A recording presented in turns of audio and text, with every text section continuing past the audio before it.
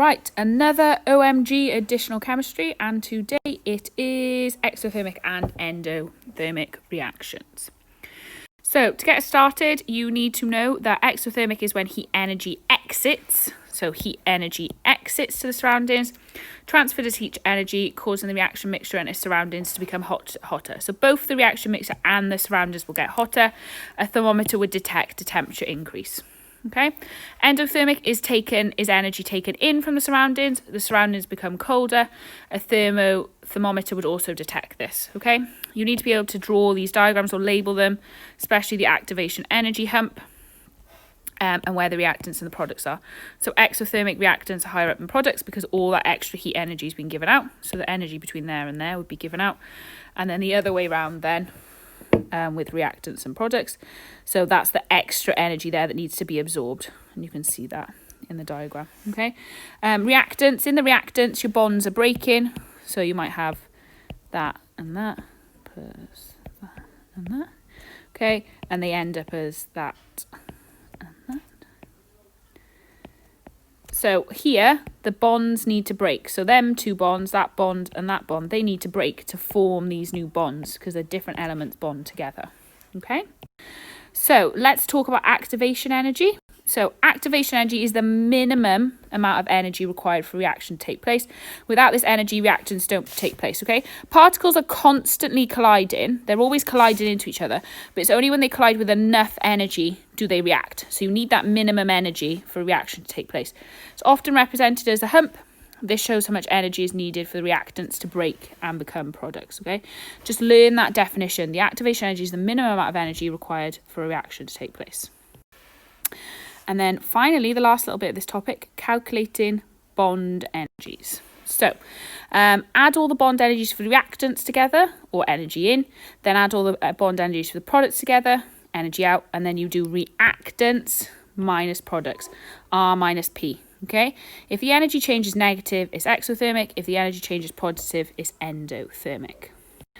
So I am just going to do a little bit of an example. So this is the kind of question you're going to get in the exam. It might come as a 6 marker, it might come up as little pieces. So the first thing you want to do is label your reactants, so anything this side of the arrow, and label your products, okay? Because we need to work out the total energy in both, okay? Might be worth doing like a little reactants and products column, okay?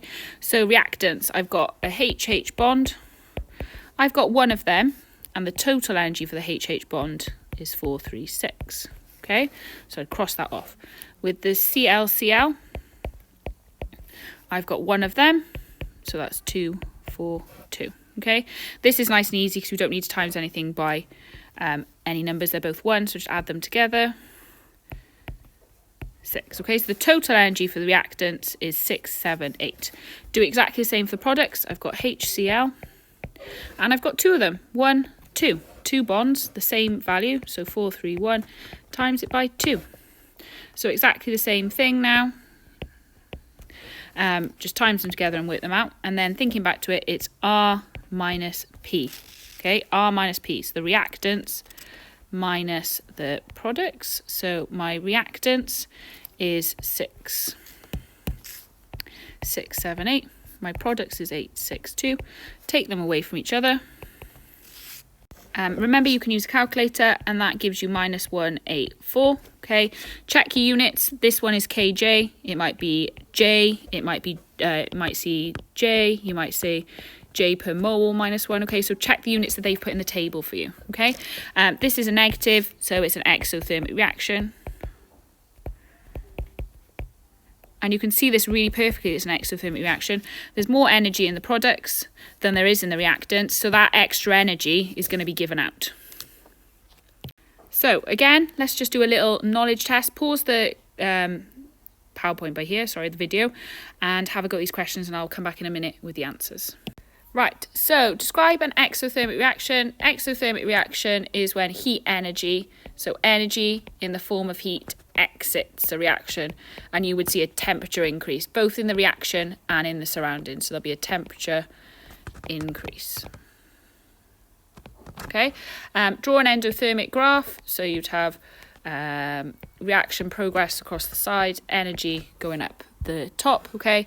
And you're going to have the reactants, activation energy hump, and then your products. So your reactants, products, and then your activation energy humps, the whole thing. And you do that like AE.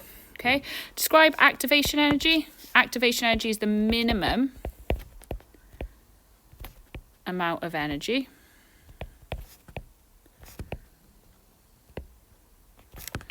required for a reaction to take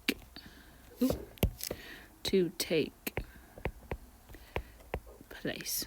Okay, so minimum amount of energy required for a reaction to take place. I've done this one. What represents the AE is the hump. What is the equation for enthalpy or energy changes? Reactants minus products. What type of reaction is the energy change if it is negative? Exothermic. Remember, if you didn't get these questions right, you need to go back to the beginning and watch it again until you're getting them all right. It's just a really good revision process.